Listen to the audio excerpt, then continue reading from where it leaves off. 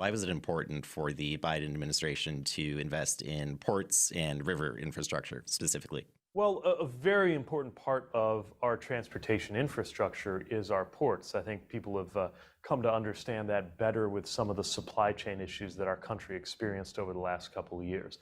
Now, a lot of times people think of the big and famous container shipping ports on the east and west coast, but a hugely important part of our goods transportation, goods movement system is the river ports and the system for moving barges and other traffic along our rivers. That's part of what's in our port infrastructure development program. So not only are we funding improvements to the big container terminals that you'd see maybe in a place like LA or Long Beach or Tampa, we're also making sure that along places like the ports along the Mississippi River, we're funding the improvements that they need to connect the rest of the country to these very important shipping networks that are efficient, cost effective, and by the way, also one of the cleanest ways, pound for pound, to move a ton of goods. Yeah, it does seem like the river shipping system is sort of like either the first or the last step in the whole supply chain process. What specifically had you heard from, I guess, local transit officials about their greatest needs for port infrastructure, and what specifically is addressed in this funding package? Well, a couple of things. One thing that you see is that a relatively reasonable amount of money goes a very long way. Sometimes it takes, I don't know, 10 or $20 million, for example, to add a berth at a major coastal container port. We were actually able for about $1.5 million last year to be able to improve the crane apparatus at a port in southern Indiana along the Ohio River.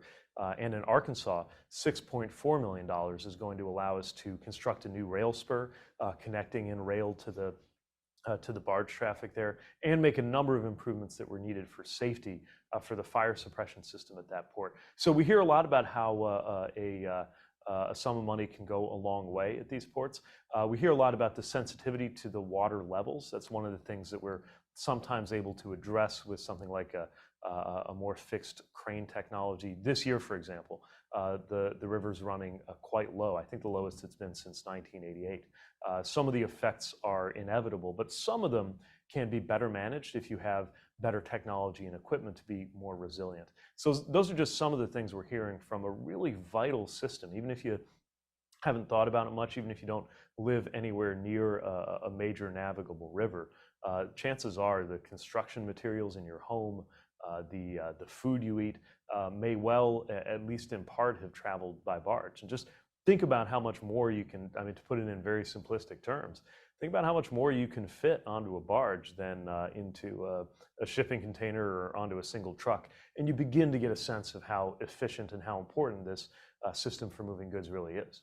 Right, and we have heard a lot here in Arkansas, especially from farmers who, for them, this is a very important method of shipping. We've heard a lot about the higher cost of fuel, the higher cost of shipping overall for them. Do you expect projects like this to lower shipping costs, and how do you ensure that the shipping companies are basically living up to their end of the bargain and passing those savings that they're getting on to consumers? Yeah, so in the long run, any investment in the efficiency of our supply chains is also an investment in the fight against inflation.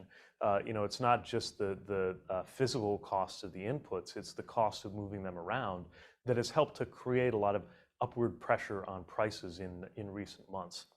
Now, you raise another very important point, especially when it comes to the ocean shippers, where you don't have a lot of competition. We have seen just unbelievable rates of profitability as those shippers have taken advantage of the pinch that there's been in the availability of shipping. But there's an Ocean Shipping Reform Act that passed recently, has been signed into law. It allows the Federal Maritime Commission to act in a more aggressive fashion. And we do see those shipping rates, those spot rates, down dramatically from what they were about a year ago. Because we are talking about the supply chain, I think a lot of people maybe heard that term for the first time in the onset of the COVID-19 pandemic. Just asking you to sort of look back to where we were 2.5 years ago with the supply chain. How far have we come since then, and what more is on your radar or the Biden administration's radar to still improve that? Well, we've come a very long way. I mean, just 1 year ago, there was talk of the holidays basically being canceled, that you wouldn't be able to get any gifts. There were more than 100 ships waiting off the West Coast ports. Now, last time I checked, that number was in the single digits, maybe 5 to 10 ships waiting their turn. And of course, last year, what actually happened was an all-time record high in terms of retail sales. So really proud of the work that has been done to meet this challenge that has been global, and the US has not been immune. But there's still a long way to go. We have issues with the availability of workers to drive trucks. We still need to see the rail agreement, the tentative agreement that was reached with rail workers to be finalized and ratified before the end of the year. And we need to be investing for the long term, making sure that our system is more resilient. So whatever the next curveball is in world affairs, whether it's a war, hopefully not a pandemic, but you never know. We're always one extreme weather event or other disruption away from a shock to our supply chains. So we have to continue working to make sure that they are better able to absorb the different things that are happening in the 21st century, especially because we know for a fact that we're going to be exposed to more extreme weather given what's happening to our climate. Well, thank you very much, Secretary Buttigieg. Was there anything that I didn't ask you today? Anything you wanted to add? I just want to emphasize what Arkansas in particular has to gain by the recent round of investments, not just the $6.4 million headed to Helena for the port there, but $24 million grant going to Conway to help with a number of projects there that'll help with the business vitality of the community, but also pedestrian safety, sidewalks, bridges, cycle tracks. Really excited about that project. And overall, $3.9 billion headed to Arkansas for roads and bridges alone through the president's infrastructure package. So this is something that's making a real difference on the ground right now in Arkansas and across the U.S. Pete Buttigieg, Secretary of the U.S. Department of Transportation, thank you very much for your time today. Thank you. Good talking to you.